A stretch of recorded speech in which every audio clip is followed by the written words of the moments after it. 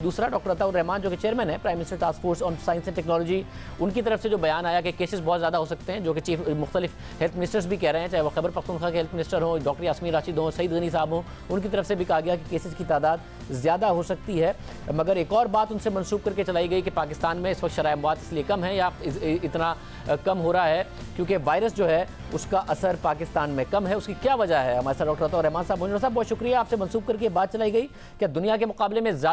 دنیا میں زیادہ خطرناک ہے، وائرس کی نوعیت یہاں پر کم ہو گئی ہے، کیا بات ہے جو آپ سے منسوخ کر کے بات کی گئی؟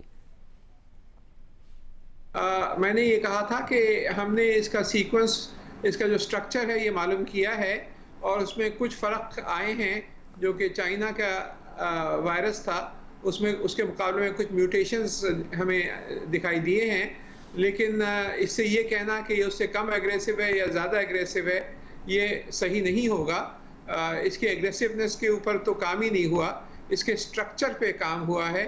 اس کے اندر کے تقریباً 30,000 کے لگ بھگ نیوکلیوٹائڈز ہوتے ہیں، اس کا ایک نیوکلیوٹائڈ کا پورا سیکوینس کیا گیا ہے جمیل الرحمان سینٹر فار جینومکس ریسرچ میں کراچی یونیورسٹی میں، جو اتفاق سے میرے والد کے نام سے ہی قائم کیا گیا تھا، میری ڈونیشن سے۔ یہ international centre for chemical and biological sciences جو یونیسکو سینٹر آف ایکسلنس ہے اس پورے خطے کا، اس کا ایک حصہ ہے، اور وہاں پہ یہ سیکوینسنگ ڈاکٹر اقبال چودھری کی ٹیم کو لیڈ کر رہے ہیں اور ڈاکٹر اشتیاق جو ان کے ساتھ ہیں اور دوسرے، انہوں نے یہ سارا سیکوینسنگ کری ہے، اور اس کا نتیجہ یہ نکلا ہے کہ اس میں کچھ جگہوں پہ میوٹیشنز ہوئی ہیں، تو یہ فرق ہے اس میں، لیکن ایگریسونیس زیادہ ہے یا کم ہے اس کے بارے میں کچھ نہیں کہا جا سکتا۔ اگر یہاں پہ اموات کم ہو رہی ہیں تو اس کی کئی وجوہات ہو سکتی ہیں۔ اس کی ایک وجہ یہ ہو سکتی ہے کہ یہاں پہ جو لوگ ہیں ان میں قوت مدافعت زیادہ ہے۔ اس کی وجہ یہ بھی ہو سکتی ہے کہ یہاں کا موسم تھوڑا گرم ہے۔ اس کی وجہ یہ بھی ہو سکتی ہے کہ یہاں وائرس جو ہے اس کی اسٹرین میں تھوڑا سا فرق ہے، لیکن بہت سی وجوہات ہو سکتی ہیں۔ ابھی ایک کہنا قبل از وقت ہوگا کہ کیا وجہ ہے کہ یہاں پہ اموات کم ہو رہی ہیں مغرب میں اور یورپ میں خاص طور پہ اس کے مقابلے میں۔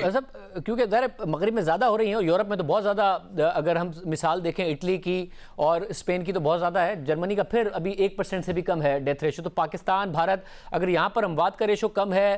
تو یہ کہا جا سکتا ہے کہ امیونٹی بہتر ہے، تو کیا جو ہرڈ امیونٹی کا کانسیپٹ برطانیہ میں نہیں چلا وہ پاکستان میں اپلائی ہو سکتا ہے یا نہیں ہو سکتا ہے؟ ابھی بہت ارلی ہے کیونکہ ٹیسٹ ہم نے زیادہ نہیں کیا، ٹیسٹ کٹس ہمارے پاس زیادہ نہیں ہے، تیاری وفاقی حکومت کی طرف سے نہیں کی گئی تھی ارجنٹلی، اس لیے ابھی نہیں کہا جا سکتا کچھ بھی۔ یہ بات صحیح ہے آپ کی کہ ہمیں ایکچولی صحیح نمبر آف، کیونکہ ٹیسٹنگ اتنی کم ہوئی ہے، کل پاکستان میں میرے خیال سے 20-25 ہزار سے ٹیسٹ زیادہ نہیں ہوئے ہوں گے پچھلے 3 ہفتے میں، جبکہ اتنے ٹیسٹ ہمیں روزانہ کرنے چاہیے، لیکن کیونکہ ہاسپٹلز میں جو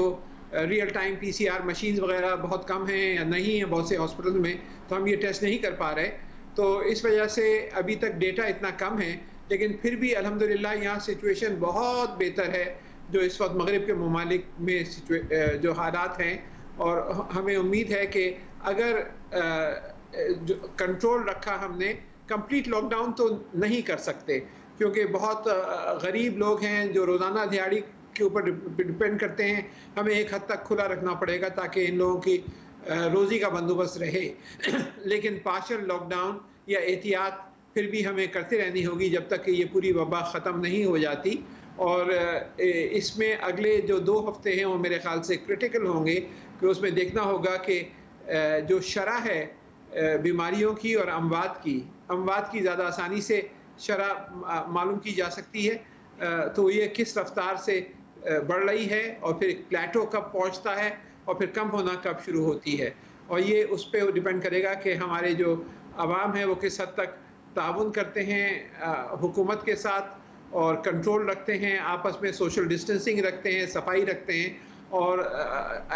جھمگڑا کہیں جمع نہیں ہوتے، ایک جگہ پہ جمع نہیں ہوتے جہاں چانسز ہوں ایک دوسرے سے وائرس کو لگنے کا۔ لیکن ایک بہت اہم ابتدا جو کی گئی ہے وہ ایگزسٹنگ ڈرگس کے اوپر ہمارا ٹاسک فورس نے کلینکل ٹرائلز شروع کر رہے ہیں لاہور میں، یونیورسٹی آف ہیلتھ سائنسز میں، جہاں پہ کچھ جو ایگزسٹنگ اینٹی ملیریل ڈرگس ہیں اور اینٹی وائرل ڈرگس ہیں، تو یہ اس پہ کلینکل ٹرائلز اسی ہفتے شروع ہو جائیں گے۔